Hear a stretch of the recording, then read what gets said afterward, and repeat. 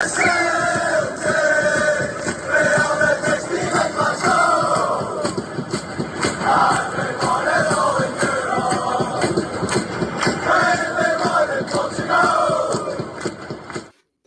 good morning, and welcome back to Celtic World Order. It's an absolute pleasure to be here on the match day as we look towards what's going to be a massive game today at home to Heart of Midlothian, otherwise known as Hearts, obviously. A team that have been something of a thorn in our side this season. 3 games played, we won quite convincingly at the start of the season, but then we've had back-to-back home and away defeats, which have obviously cost us dearly. The second one, the most recent one at Tynecastle, of course, been ridden with VAR controversy, which we've since seen throughout the week has been shown to be, well, as the manager says, wrong decisions. But what are you going to do about it? We've got a game to get taken care of today. We've got points to secure. We've got a lead to extend, and we've got pressure to pile on to our rivals across the city. So we're going to take a wee look at the game ahead. Think about the lineup. We'll look back to Rodgers. We'll look back to what he was saying in the press conference on Friday there, and we'll take a wee look at Hearts and, highlight some of the danger that they quite obviously pose, because let's face it, they're not in their position in the league there for no reason, are they? But before we crack into that, then of course we do it all the time, don't we? The wee bit of housekeeping right at the front end, and that is just to get the awareness of the channel up and running. We say this all the time. If you're watching us here on YouTube, you like what you see, you like what you hear, then help us out, support the channel. It takes 2 seconds to do it, and it is greatly appreciated, and the actual results of you doing that are far greater than you can actually imagine. So hit the subscribe button. If you like the video, give it a wee thumbs up, and if you want to extend the reach further, share it. It just gets more eyeballs in, gets that fabled algorithm, recommends us to other videos, etc., and it helps grow this community, which is doing so well. And we're on X at cWo Pod 1888. And of course, we say it all the time, if you are mega old school, then you can get yourself over to Facebook. I know who still uses it, but we've got one, and it's at Celtic World Order Pod. So that's it. As we say, we've got a game coming up, 3 o'clock beckons. We're at home advantage, but it is a team that we've struggled against, as I said just there at the start, and it's Hearts. So, as it says, we must be Hearts breakers and lay down a marker ahead of the Glasgow Derby decider, because let's face it, when we were looking at the post-split fixtures, we did identify various games that we thought were going to be tough, and it went without saying, treat them on their merits, one at a time. Just treat each game as it comes, focus on the one in hand, and then move on. But certainly back-to-back games, this one today against Hearts, followed by the visit of Rangers to Celtic Park, were ultimately going to be the 2 that were most decisive, because as we know and we've highlighted, we've had the troubles with Hearts this season. And if you're the opposition, you're looking at any fixtures that you think that a team can drop points in, certainly Rangers would be looking at Hearts and hoping, keeping fingers, toes and everything else crossed, that they could do their pals a favour and get a draw, or even, God forbid, a win against us to help boost their chances as they find themselves 3 points behind in the league. Of course, Rangers, that'll take care of itself. Confidence has got to be good in that. We're unbeaten against Rangers, and at home, it's a different kettle of fish altogether. But we need to get this one out of the way first and foremost. Very, very vital. I think we'll agree. It doesn't matter how the performance is, as long as the result is there and the 3 points are secured. It'll put us in a strong position, and as I say, also put a wee bit of pressure on a team that don't particularly like the pressure as they play tomorrow. So, before we go into the actual game itself, as we said with the press conferences, we get the standard Friday fare, as we had 2 press conferences. First was Liam Scales' newly signed contract extension to 2028 for 4 years. He had 1 year left on his deal. It was up next May. And of course, we had Brendan Rodgers. I don't really want to go into the Scales one too much. It was just standard player fare, as you'd imagine. Players, they just give you wee sound bites. It's all very wishy-washy. They say the right things that, we're focusing on ourselves, and touched on his contract, about how he's happy that he was able to establish himself in the squad, wants to be here, and he's, grateful that he's been rewarded for his efforts. We wet the whistle there. But, Scales, he divides opinion. Certainly myself, Paddy, we've not necessarily had our thoughts on him. Good, bad, and indifferent.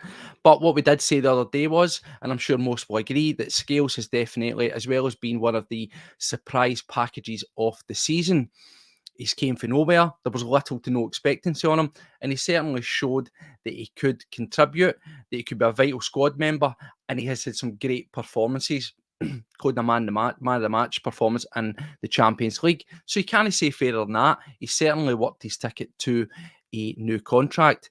It does come back to what we said though the other day when we were talking about squad. We're looking to the summer. We're looking at transfers, signing on Scales. Where does that leave him in the long-term pecking order? And where does it leave guys like Welsh, Lagerbielke and Norotsky? Because, we seem a wee bit overloaded with options in that position, but not necessarily options that we want to use. I think signing down Scales is definitely a sign that he's going to be part of the main squad. Do I think that he should be continuing on as the number one partner for Carter Vickers, moving into a more demanding, potentially, I say potentially because there's nothing secure yet, but potentially moving into a more demanding new format Champions League, and certainly back into a league where it's had its ups and downs. That might just be a team trying to find its feet under a new manager, and there's always going to be a wee sort of rocky bit and a transition, if you want to call it that. But he's certainly going to be around, and we can expect to see him in some capacity.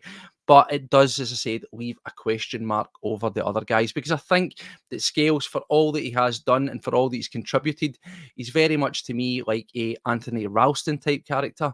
He will give you his all. He's committed. There's a very, very clear, very, very clear love there for him. And Snitch says Scales is what Scales is, and that is exactly what I've said about him all season. I think that he knows his limitations and he plays better when he does that. Some of the mistakes and things that we've seen coming out of him, it's maybe when a player high in confidence and just trying to do new things, but when he's trying to do the meandering runs and threading silky passes, no, keep it basic. He was at his best when he was just being robust, winning the ball and giving it to somebody else. But you know what? It's a learning curve. It is, after all, his first full season being playing at Celtic and part of the squad, and I'm sure his game will evolve as time goes on. Certainly a good option to have around, but for me, long term, not the solution. Let's shelve that one. So, Brendan Rodgers gives his press conference, a newly crowned, if you will, manager of the month in Brendan Rodgers. We've seen the pictures. There was a wee touch of the Angies about there, wasn't it? Where they had everybody and their granny out, the full kitchen by the looks of it, and some of his training staff, etc. So he's just trying to do that sort of, kind-spirited manager, put the arm around everybody. We're all a big community here. We're all as important as each other type of thing. It's PR spin. It's a bit of nonsense, but fair play into it. He's deserved it. In terms of being manager of the month, I think you can't really argue with that, can we? Because even though we've not been at a sparkling best, we've certainly been able to grind out results. We've got ourselves into the final of the Scottish Cup, and of course, we've not been defeated in the league, and we've found ourselves back in top. So if you turn around and you want to look at what's going to get you that, working your way back up to the top of the league and being there on a solid footing with 3 points, well, you can't argue with that, isn't it? There's nobody else really around him that would deserve it. So fair play to our manager there. But we're more interested in the team awards, and he said as much in his press conference when they were asking about it. It was very much a case of, yep, you know what, thank you, I take it gladly. I appreciate it, but right now at this stage, I and everyone else are more interested in winning team awards. The title, of course, and then hopefully moving on to the 25th of May, adding to that and making it a double. So very much the focus remains. Nothing has changed in terms of the script from the manager, particularly at this key run-in point. There was another few things it touched on. Myself and Paddy, we covered it in great detail, the independent VAR review. And he was asked again, what was your thoughts? He got himself in a wee bit of hot water because of his comments after, as we said, the Hearts game, our opponents today when we were at Tynecastle. Of course, we ended up with a penalty that should never have been for ourselves, according to the VAR review. And I agree with that at the time. I thought it was very soft. It certainly didn't merit for me. And then subsequently, the clearance from that led to the red card for Yang. They get a penalty before half-time, 1-0. And it was proven that both the penalties were wrongly awarded. Nothing said about the red card. That, to me, I still said that the other day, and I maintain, I still find that being a little bit, iffy, that they still, in review, even an independent review, are thinking that's a red card. But whatever, shoulda, woulda, coulda, hindsight and all that. If the penalty that shouldn't have been awarded wasn't awarded, the clearance wouldn't have happened. Yang doesn't make a tackle, yada yada. It could have been a different story. But they asked Rodgers what was his thoughts on it, and he just shot it down. Not interested. No thoughts on it whatsoever. Of course, the media being the media, they're trying to pull at the thread. They're trying to get a wee bit out of him. And he says, I'd like to know my thoughts at the time on the decisions, and in enough words, I've been vindicated because the things that I was complaining about were shown to be wrong. And he left it there. And I think that's the best way to be, because one doesn't want to find himself kicking up old stories, maybe getting himself in a wee bit of trouble, because we know that, if we're ever going to be looking for an excuse to, create a narrative, as they say, or spin a story negative at this key point of the season on our manager, on our club, or getting pulled back in again for, oh, naughty, you brought that back up. He's too smart for that, not entertaining it. We moved on to the actual squad. The bit that we're really wanting to know about, and the first straight out the traps was what's happened with Dyson Maeda. Very big positive there. We saw through the week he was back in training. At his last press conference, Brendan Rodgers had said that he shocked us all. We thought he was going to be out for the season. Took a scan. His tendon pain is no longer there. He's back, fit, ready to go. He's training on the pitch, but he was still at a point where he was actually just finishing his rehab. So they asked him in regards to that, and it turns out that he's now finished the rehab, and they still weren't actually expecting him to be ready to go for the game today. But Dyson Maeda being Dyson Maeda, doing Dyson Maeda things, the specimen that he is physically, he's ready to go. Brilliant timing. Absolutely fantastic addition to the squad. We'll get on to, do we put him straight in when I get round to looking at the actual potential squad selection. But if you want a wee shot in the arm, particularly with energy, purpose, mindset, determination, get into a game that, as we say, the opposition, they're not the most fantastic team. They're no great shakes, but in terms of the last two games, have certainly had our number, and they will be confident, as their manager said as well in his press conference, that based off of previous games against us, they are full of confidence. Let's hope that that's misplaced confidence, and that we can put in a solid two halves of football today, put them down no matter what the final score is, and kick on. But to have Maeda as an option from the start, or certainly coming on when there's some weary legs, well, that could be vital. And I wouldn't be surprised if he does feature today, if he's going to have some key role to play, whether that's, obviously scoring or assisting, or even just getting something like a set piece in a very dangerous area, because we see constantly, we see the trouble that he causes defenders. Not just a certain Mr. Tavernier, but all defenders that he comes up against. That energy, that intensity, that is very, very hard to handle. In terms of other players, the big other question mark has been our captain. Now, when he got the Achilles injury, McGregor was out. It was a case of, we've done without him. We had a Water coming in. I thought he's done quite a decent job. One or two shaky performances, but on the whole, we've managed to plug that gap not too bad. He started to be drip fed in. There was obviously the game at Ibrox where, as we all know, he looked off the pace, didn't he? And then we persisted in playing him longer against Aberdeen, again, looking off the pace, even at periods against Dundee. So he was asked about him, and again, it was positive, but it wasn't quite massive, we're ready to go, he's 100%. The words that he was using was he was improving. He was not quite there, and that we were managing his injury. And I think that's obviously very clever. As goes without saying, key player, when he's back to something that resembles 90, 95, let alone 100%, he'll be massive. But we can't overly take risks. And again, he's another one that for me, we really need to seriously ask, do we play him from the start? Let me know what you think in the comments in terms of Maeda, in terms of McGregor, in terms of potential lineups of where you think that's going to go. And we'll feed into those comments as and when we get round to talking about the squad itself. But I think for me, we really need to handle with care.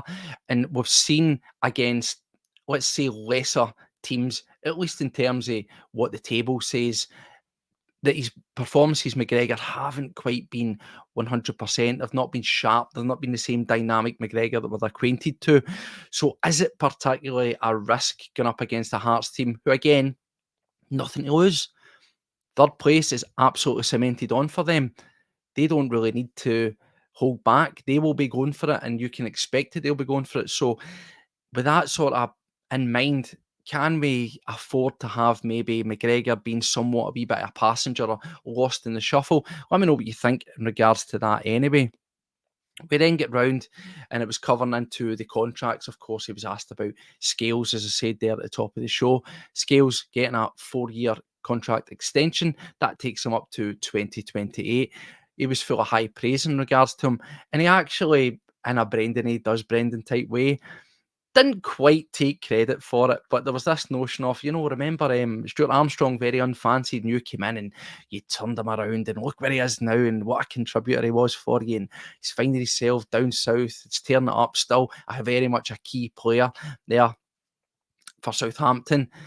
And there was a wee bit of, yeah, do you know what? Aye, that's what I do. I come in and I get players and I coach them and I tell them and I can turn them around and I can fill them with confidence. So it was a wee bit of sort of patting himself in the back, as you'd expect for our Brendan Rodgers. But of course, he was quick enough to reflect on the player. It's up to the player themselves to take in the information, to process it, to put in the hard work, to put in the graphs, and ultimately put in the performances, which, as we say, Liam Scales has done it. I know I've been critical of him as of late, but again, that's what we're here to do. It's football fandom. You've got to talk with what you see with your eyes. You can't say, well, this guy's been fantastic for 6 months, but he's had a stinker the past 3 games. But it's all right because he was good there. No, you need players to be at least a decent or constant level. And I know it's hard. You can't keep the level up there all the time, but we must try. And if we see a wee dip in it, do you know what? There's nothing wrong with saying it. As fans, we should be demanding excellence. Maybe our expectations are too high, but we should always be striving for 100% from the players, from the squad, from the manager, from the board. Right. But we should always be looking for it. And if we see something that we think needs improving or worked on, we will talk about it. Another one that we said as well, left hand, you could say partner in crime, Greg Taylor. So we says he's got another year left in his contract, and he's another one that I think we discussed, and we says, in terms of, for me, yes, decent enough to have around. I don't think long term, we've said this how many seasons now? 2 or 3 seasons, that he's not quite the solution. We've been found wanting down the left, and at times that is partly fully to blame on Taylor. Sometimes Scales contribute, sometimes they work together to create a wee bit of sort of uncertainty and chaos, but largely speaking, they have been solid. I think in terms of him, he's a guy that I would be looking to at least try and keep into the squad and retain. Obviously, we've got to look at the Scottish quota, as much as we don't like that, and I'm pretty sure people will argue that there's better options that would be out there. He's established, he does know the workings, he knows the ins and outs, the manager, the players, all that kind of nonsense, the expectancy. And certainly, by large, for the domestic side of games and the cups and things like that, I'd be keeping him around in a similar way that we kept around Ralston. He gives a good, solid option, a committed option, but we do need to level up. What I would say with the Scales contract was, when we spoke about it yesterday, 4 years. He had a year left to run on his contract, so he was due up May 2025. I had said at the time I would have extended it by 2 years, I just simply because I don't think that giving out these long-term contracts 4, 5 years that we've been doing are always the solution, unless it is a player who is completely top of their game that you can look at and say they do have a potential sell-on or an attractive sort of aftermarket. The guys like your O'Reillys, your Carter Vickers, undoubtedly, they are top tier. So when teams are looking for a player, there's a high chance that they're going to come to guys like them and want to sign him. That's not to discredit Liam Scales, but let's be honest, do we really see any teams coming in with a big offer for Liam Scales, or at least an offer where you're going to go, oh, do you know what, let's consider that? Personally, I don't think so. So I didn't think that we had to secure him on such a long-term contract. And the reason I would also say that as well is just to an air of caution. And I use Anthony Ralston as an example of this. Anthony Ralston, as I say, is a very, very, again, another much maligned player. Maybe we talk about guys with Scales, Taylor, Ralston, and we maybe don't give them the praise that they deserve because, their name's not Ralston Dino or something, something a wee bit more sexy for the continent. And we maybe talk these players down and we maybe look at them through harsher lens, if you will. But I think with Ralston, he hit his maximum peak in Angie's first season when it was backs against the wall. It was a siege mentality. There was no expectancy in any of that squad, and everybody raised their level and they hit a maximum that we'd never seen, particularly for guys like Ralston. As we went into that second season, he couldn't quite maintain that high level, that high bar that he had set. He came in and he would do okay, but it was nowhere near that maximum that he'd hit. And that, again, transcended into this season where he's come in, and when he's come in, he's done what he's had to do. But yes, he's not had as much game time, but he's also never looked on that higher level. He's been all right. He does a job. And that's sometimes my concern with guys like Scales, not to say that he wouldn't, but we're basing this on one good season. Next season could be a very, very mixed bag. Can he maintain those levels? That remains to be seen. Hopefully he does, and I'd love to see it. But just based on that, I don't think I'd be throwing a 4-year contract at it. In the same way that when we talk about guys like Bain, I wouldn't have thrown long-term contracts at Bain, who has literally not played a game. Why are we doing this? If these guys, I'd imagine they're more than happy to be at Celtic. Let's face it, a Bain, a Taylor, a Scales, they're probably looking at the alternative options and thinking, where am I going to get a club like Celtic? Where am I going to get this relatively good wage that I'm on at Celtic? The potential to win trophies, potential to play in Europe. What are the alternative options? And they're not going to be as appealing as Celtic. They know where their bread's buttered. So we need to play that to our advantage a bit. And I personally would have gave him a 2-year extension. Certainly if we look at Greg Taylor, and that's going to be coming round, that's what I would be looking to do with Greg Taylor. I wouldn't want to be seeing a 3 or a 4-year extension. I think that is mental. And it just makes no sense to me, particularly when it's guys that I don't think clubs are particularly going to come looking for. Be smart. We throw money about needlessly in some cases, and that's exactly my thoughts on it. So again, contracts, let's just shelve that one. Rodgers, again, he continues on, much in the vein as we've seen throughout the course of the season, in these latter stage of the season, talking a lot about mentality, strength, character, as he likes to say. And we're saying about how we need to kick on. He said time again, this is supposedly the time. This is when Celtic come alive. This is when we come at the fore and we show the goods. He was very much re-echoing that again. And what he said, I thought was really, really interesting. We've seen the turmoil. We've seen the ups. We've seen the downs. He came in at the start of the season. He was, very much chalk and cheese. It was, Marmite, if you will. Some fans, nope, get out my club, don't want you back. Some were open arms. Some of us were sitting on the fence. So there was a wee bit of sort of rumblings, and he was having to try and win fans back over. He largely done that. We got ourselves in the lead as things started to turn a wee bit. The tide started to sway. Fans, again, there was a lot of questioning. Is he the man for the job? Is he up to it? Can he do it when the pressure's on?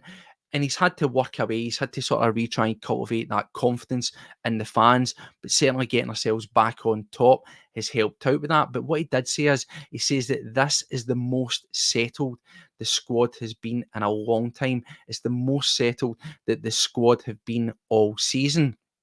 And again, we talk about the stars aligning. We talk about things going in our favour. Key players, Hatate, Carter Vickers, coming back from injury, Maeda coming back from injury, right at the right time as things appear to be clicking in terms of the settlement within the squad, within the, mindset of the squad. If everybody's singing for the same hymn sheet here, if everybody's in a positive space, then that itself could be massive to put us over the line. We've spoke about the other side of the town. I know folk don't like it, but we've seen the cracks shown in them. We've seen the comments for their manager. It's a mixed message. It seems sort of second guessing, finding excuses. Then you've got guys like Sterling coming out and saying that the togetherness maybe isn't quite there.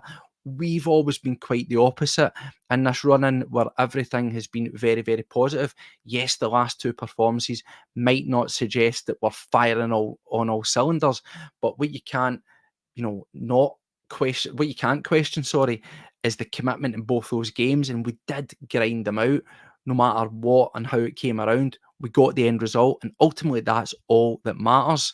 He also commented on, as I says, those fans, where there was that bit of a disconnect. We've seen disconnects between the board, we've seen disconnects between the manager, and he said that, he feels connected to the fans.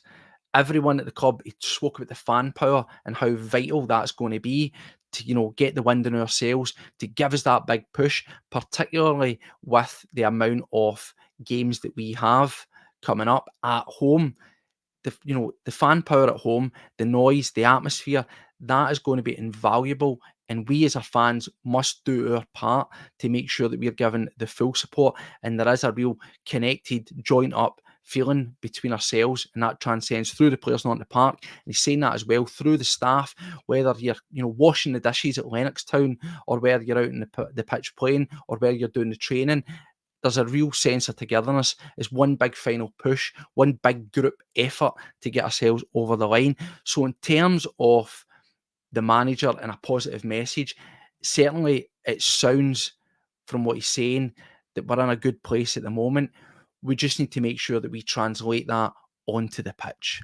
So that was him. There wasn't too much more than that. As I say, it was all very positive, and there was one or two wee things around the contracts and around about the injury updates. Really, it's just Maeda, and really, it's just McGregor. We'll get on to that. Before we look at the actual team itself, no, not the kit man exactly. Stevie's been told know his place. No, I'm sure it's all in good jest, isn't it? So let's look at Hearts. Now, as I always like to do when we look at the pre-match, just spend a wee bit of time about Hearts. What do we know about them? What are the dangers? That might be telling your granny how to suck eggs, as they say, but, it's always important to have a look, because teams of, all levels of quality have given us, particularly defensively, a few scares this season.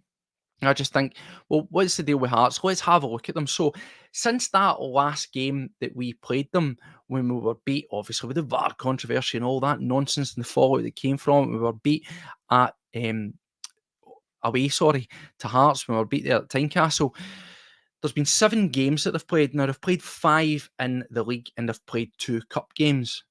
The results, despite the fear that some fans have got a wee bit around them, I say fear. We shouldn't fear anybody, but in terms of looking at it and going, "Do you know what, that's a massive game. We need to take care of that one."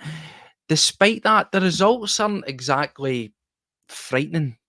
We shouldn't be scared of anybody, but when we actually break this down, you look at it, there's no reason to be fearing Hearts here. We should be getting into this and thinking, do you know what? We are better. We have a better quality squad. We're at home. It's time to absolutely put them in their place. As it says there, lay down a marker, because this is a game that Hearts sound as if they're perhaps overconfident about. And as I says, our rivals are looking at it and thinking, that's the one that's going to trip them up. So they've played 5 games in the league. They've had 2 wins. They've had a win against St Mirren. Yep. You know what? Good team, fair play. And they've had a pretty convincing win, albeit coming from behind, against Livy. Hardly impressive. Livy aren't exactly tearing up trees, as thankfully they find themselves getting papped out the league. 2 draws, and this should probably come as no surprise, and that's against Kelly, another team that we'll be facing after Rangers, and a team that, of course, does great problems also. So when you look at the league, you might say, do you know what? Hearts, not a fantastic team, not tearing up trees, not, anywhere near the level of Celtic or Rangers. Kelly should be given a game and a half, 2 draws, and they've lost to Ross County. So look at that. A very split league form for them. Not particularly amazing teams that they're playing there. Kelly are the surprise, another surprise package, and that's the reason why you've got McInnes in that Miser of the Year category. But those teams that they've played and those results against them, 2 wins, 2 draws, 1 loss, that's not exactly amazing, is it? It's not exactly to be feared. As far as the cup games, well, again, it is what it is. They won against Morton. Big deal. They won against Morton. Wow. Terrifying. And, of course, they lost to Rangers. I am shocked. So it is what it is. The form there isn't particularly fantastic. 7 games, 3 wins, 2 draws, 2 losses. But what's interesting is when you actually look at the results there, they scored 9 goals in those games. Again, over 7, that's not a lot. And they conceded 8, +1 over 7 games. Hardly to be feared, particularly when you look at the now attacking options that we find ourselves with. The return of the dynamic Rio Hatate, a rejuvenated James Forrest, Maeda, the machine coming back, the workhorse. Kyogo, as we know, yes, he's been up and down, hot and cold, but Kyogo can do Kyogo things, particularly against teams like Hearts, who are, conceding bigger guys at the back. Similar, we say, when we face teams like Rangers and that. There's spaces to be getting in behind to turn these big flat-footed guys. So there's that as well. And of course, we've obviously got Kuhn. He's been looking a wee bit more lively. And of course, Ademida coming off the bench. So we should be fairly confident in terms of the options that we've got to add more of that conceded bracket for Hearts. But it's not always about how they come about scoring or conceding goals. Obviously, it's also about scoring them. So I want to look, as I always do, and have a wee look at, well, who are the key men? Right, state the obvious, Steve-O. Boom, straight at the top, Lawrence Shankland. Now, this is very interesting. This shows you just how dependent they are on one man. 26 goals, 6 assists in 40 games, all competitions. That is massively skewed. That is the epitome of a one-man show. If we drop it down, who's their next biggest assist? It is a humongous drop in quality. That's George Grant, 5 goals, 4 assists. We then come down, he's an attacking midfielder as well. It's not as if it's a secondary striker that's piling in the goals and propping them up. We then look further, the other optional striker is Vargas, 5 goals. He does nothing in the way of assists this season. So there you go, we went for 26 goals of Shankland and we've dropped down to 5 and 5 as their next highest contributors for their scoring. Their other 2 is, and we know this is always a problem with Celtic, stop crosses getting into the box. Shut down the wings, shut down the opportunities, because set piece or dangerous balls into the box, lately it's been an Achilles heel. Teams are really trying to take advantage of that, and that should be no other surprise here.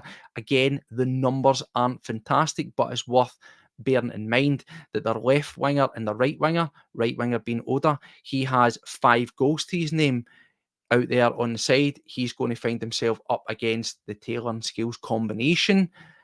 He's quite a fast, skillful player. Could cause problems. Who knows? That remains to be seen. But another one on the left wing, and I suppose it's very poetic, is another Forrest. And it's James Forrest's brother. He's clocked in with 3 goals, but he's a wee bit more on the assisting. He's produced 5 assists. So that's their key guys. That's their key attacking threats. And as I say, it is massively, massively skewed. I've looked at 5 players there.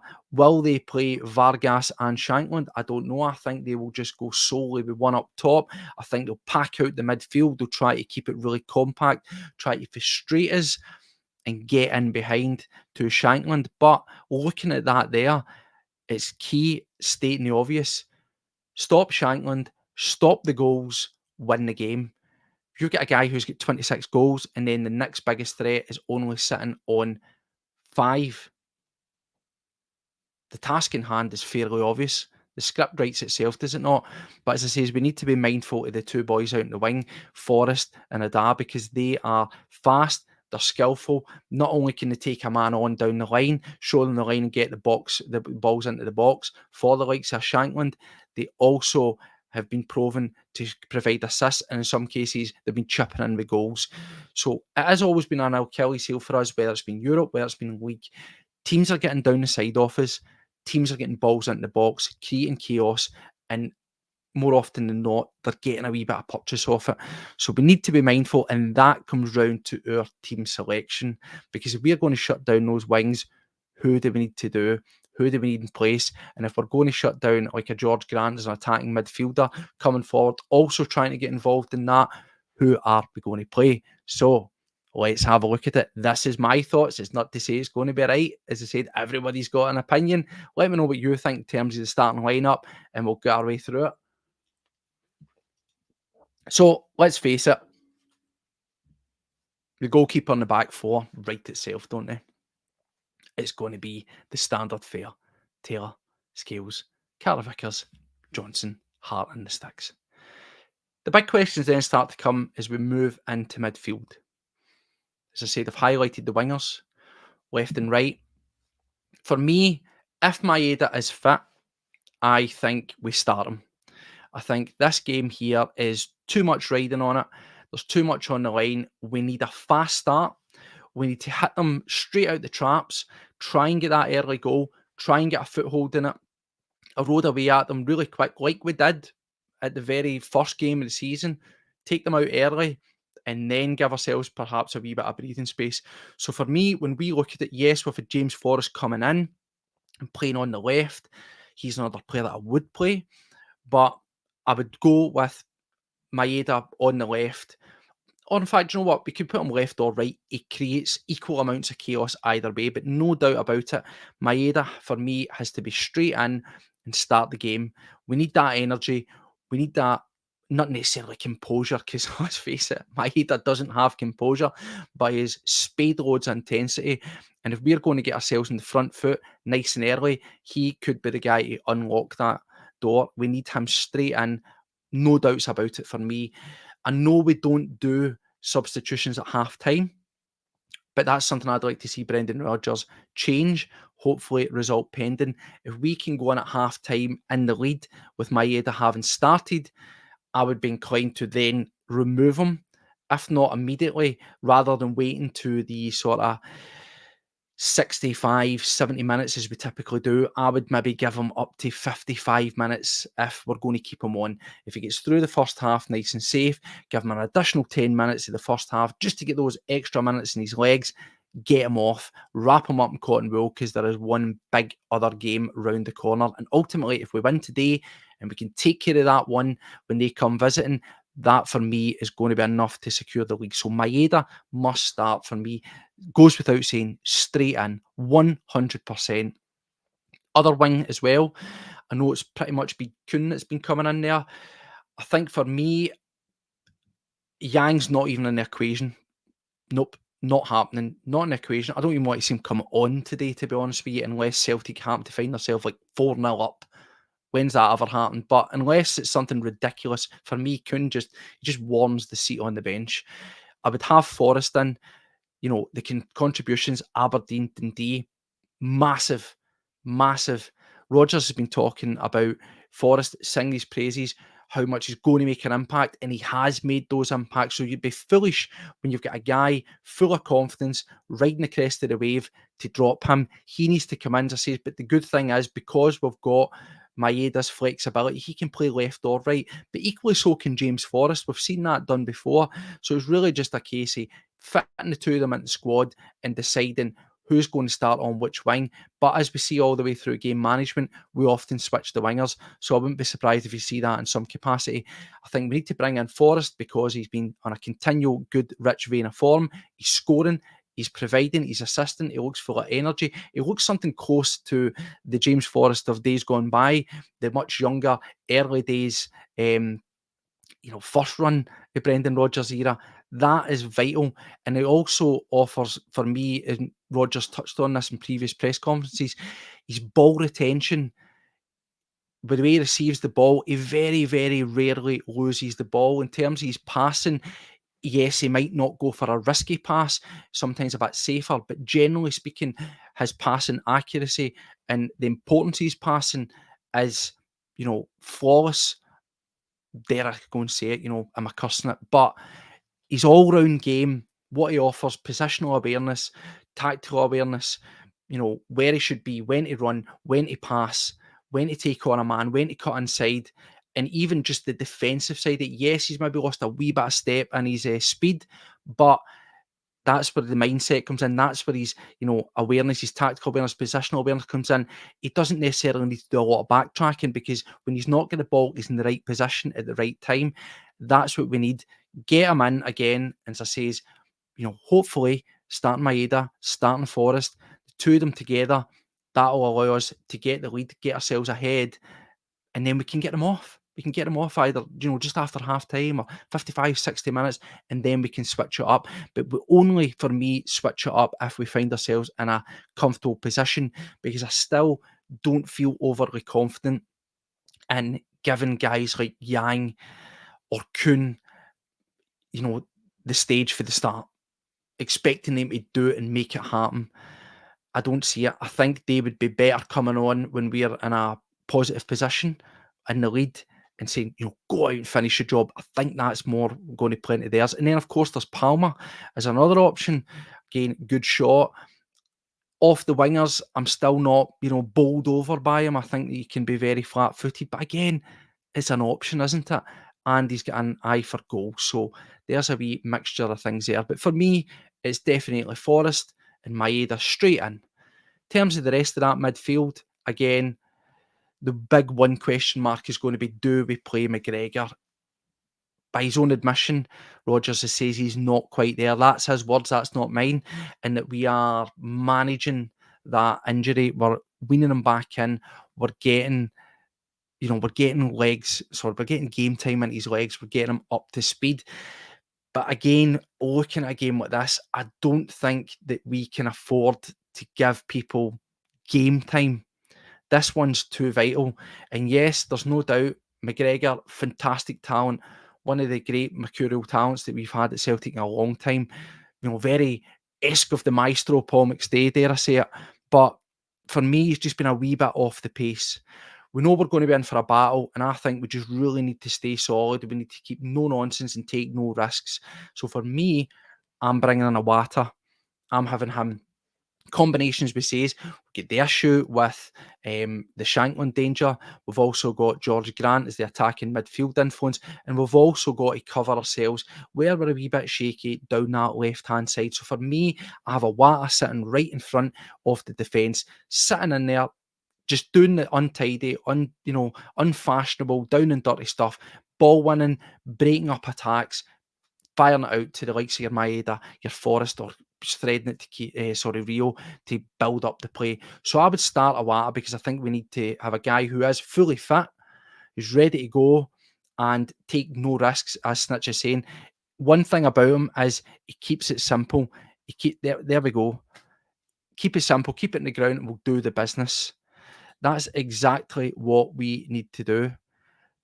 And that's why I think Awata is the one to do that. McGregor, as we've said, he's, his legs at the moment might not quite be there because the fitness isn't quite there. So he's still thinking like a fully fit McGregor, give me the ball, bust a run, thread a pass, but it's not quite there. And if you are not fully there in a fitness standpoint, you're not going to be able to pull off what your head and your mind want to do. So don't take those risks. Keep it tidy. Keep it for a guy like Awata who knows his job. It's just break up play, win the ball, play it to the more silky guys, let them do the business. So who are the more silky guys? Well, state the obvious is Rio Hotai, and we need a big game out of him. He has come back. You can see the quality that we've got when he's in the squad. Yes, like most of the squad over the past two games, performances from him have been a wee bit tepid, a wee bit lukewarm, but he's got a good history against Hearts. He looked quite sharp against Dundee. He was hitting hit the outside of the boot, smashed the post. Those are the kind of things that we need to see as well. And also for the We've seen him link up with previous assists. The last game, fires a quick ball in, we get the shot off in the goal. This is what we need from Awata. Awata. Rio, set up for the Dundee, fires in that quick ball, it's flicked up by Kyogo, we get the goal off it from Forrest, and that's what he contributes. It's just that, sudden moment of brilliance, quick pass, getting the ball moving. So definitely Rio Hatate straight in, and I want to see a big performance from him today because we need to be scoring. We'll look at our last games there. We've got Forrest scoring, we've got Kuhn scoring, Kyogo not scoring, Maeda not scoring. So it's nice that we're scoring from elsewhere on the park, but we really need to be trying to bring our strikers back in. I want to see some goals from them, and certainly guys like Rio Hatate are somebody that can help make that happen. Again, the other one goes without saying is going to be Matt O'Reilly. Also a player, he's in the picture for the player of the year. I think we can't really argue with that. Form at the front end of the season has been fantastic. Again, mixed bag like everybody has been up to this point, but there's no doubt that there's still magic in his feet, and he's got to get back in there. He's got that light-footed, he's got that Roderick-esque when he wants, but he can just sort of easily glide past players, but he also has a great eye for a pass as well. The one that I'm not quite sure about is up front. Do we stay with the status quo? Do we go with Kyogo once more? Or do we give Adam Maeda a chance? Do we bring him in as a different option against, I keep saying, a more physical team, but let's face it, most of the teams that we play are always going to be bigger than us. They're going to be more physical than us, and that's a battle that we need to take care of. We can't doubt or deny that across the Celtic squad, height and physicality aren't quite there versus the teams that we're facing. So for a big match like this, is that perhaps something that we should be looking to do and mix it up? If we're talking about Maeda, and particularly if we're looking at the service that a Forrest can get you with cross balls, is Adam Maeda perhaps a better option to go and start with? I'm going to throw a curveball, and I would say I would start him. So I'm actually looking at 3 changes: Maeda, Awata, and Adam Maeda. I don't think there's any harm in starting him because, as I say, we have been scoring from elsewhere on the pitch. We're at home, big extensive park. There's going to be open spaces. That's going to allow our guys like Rio Hatate to get shots off, your James Forrest to cut in, get a wee bit of purchase, and also Matt O'Reilly. But in terms of feeding the strikers, I think maybe we should try something completely different, because Hearts have been used to Kyogo. Now, I know that Maeda started when we were at Tynecastle and he missed the penalty, and largely speaking, they seem to handle him a wee bit. I don't necessarily know if that's, just Adam Maeda getting sort of marked out a game, the atmosphere, the way the sort of cards were stacked against us after the sending off, and it maybe affected his game. But I certainly think that looking back at that game, there'll be many rights that we want to wrong, and I certainly think that Adam Maeda will be looking at that as an opportunity to right a few wrongs on his part. So I'd give him a start. I would bring him in and I'd put him up top on his own. Bit of a figurehead, something to aim for, give us a wee mix in our play, perhaps utilising those good cross balls that we can get out of James Forrest, as well as, the quicker in behind and across the ground ones that you'll get from a Maeda, interspersed with the ones that will fly in the stand and hit somebody's drink out their hand. But whatever, that's fine. Do you know what I mean? We'll take it. It's all good. So for me, I would start Adam Maeda. He would be my curveball. He would be my starter. Again, don't flog a dead horse. Give it to half time, give it up to 50 minutes. And if it isn't quite working out, that's when you pull the trigger on the changes. That's when you bring in a smart, intelligent, quick, movement of Kyogo. Somebody, when the legs are maybe a wee bit heavier for the defence of Hearts, that's when you unleash the speed of a Kyogo. Similarly, there's the argument that you could do that way. Maeda, bringing him on when the legs are a bit heavier. But as I say, for me, Maeda starts because we need that intensity from the off. We need to get out the traps quick. We need to take care of business, and we need to make sure that we put them to bed. So that's for me. That's where we're at. We've been just short of an hour. it's just a wee quick one today, firing up to discuss over the games. We'll look towards it. So various things. I'm solo today. We've got Josh. He'll be making his way out to the game, so he's unable to join it. I'm actually going to be off to my work, but I will be taking in the game, thankfully. And Paddy, as we know, he's out in the middle of the North Sea and he's working, but he's assured me that he will be taking in the game on his break also. So we'll be back. Probably won't be later today, it will be tomorrow, and we'll have a wee look at the game. We'll get in a breakdown. Hopefully, we're talking about a win. I'd love it to be a comfortable win. I'd love it to be a couple of goals. But you know what? I will take 1-0 hitting in the goal off of Big Shanklin's 9-head any day. That's what I'll take. 1-0. Any way it comes, do not care. But for me, I think that I'm going to be cautious here. I'm going to say 2-0. I think it'll be a tight nip and tuck game. Based on what? Just based on the fact that we've not been particularly great. But I do think that we'll get over the line. I think we'll get 1-0. It'll be a wee bit sort of nip and tuck. And then at the right time, when the legs are a bit heavy, we'll capitalise and we'll go 2-0 up. What I'm hoping for, as I say, is 2 good halves of football. That would be great. A clean sheet would be fantastic for the confidence. Seeing some people coming in, we've got 3-0, we've got 3-1. You know, Hatate for the bet. You know what? Hatate is always worth a shout. I did say that I thought that in the Dundee game that he would have contributed or scored. He certainly helped with a wee setup that was flicked up by Kygo. I wouldn't be against him either assisting or scoring today, but I do want to see one of the strikers or both potentially getting on the score sheet, because I think that looking into the game against Rangers, we want our strikers to be full of confidence, and a goal behind them getting into that game will be massive for everybody's confidence and everybody's all-round game. So hopefully we're talking about a win. As we say, the team should hopefully be announced anytime soon. I'd imagine maybe around 1 o'clock, 1:30, and we'll see how that gets on. As I say, I've predicted my changes. I went for Maeda straying from the start. I went for Forrest retaining his position. I went for a Wata over McGregor. And I've went for Adam Maeda. That's probably why I'm not a manager, because you're probably looking at me and saying, Steve-O, you're absolutely mental. That is not happening. Do you know what? It might not. But I think it's not a bad time to try something, so long as we make the changes early. Those changes, I say, that's what I'd have from the start. Hopefully taking us in at half time in the lead. But if not, I'd maybe change it early, about 55 minutes or so, and making it happen. So that's me, guys and girls and everybody else. I am away out here. I'll be getting myself ready for work. Boo-hoo-hoo. But I'll be watching the game and I'll be rolling on the Celtic as always, hoping for a big win. So enjoy yourselves. If you're going to the game, stay safe. If you're watching the game, enjoy it. Maybe with a few drinks. Lucky, lucky, lucky you. I am absolutely gutted. But anyway, take care of yourselves. We'll be back tomorrow to break it all down, and hopefully it's going to be a win. As I said before, if you like what you see and hear here, help us extend, get the community growing, give us a subscribe, give us a like, share the content, all that. It goes a long way. Thanks again for taking the time your morning to come and listen to me talk about Celtic. So take care of yourself. We'll catch up tomorrow. Hail, hail.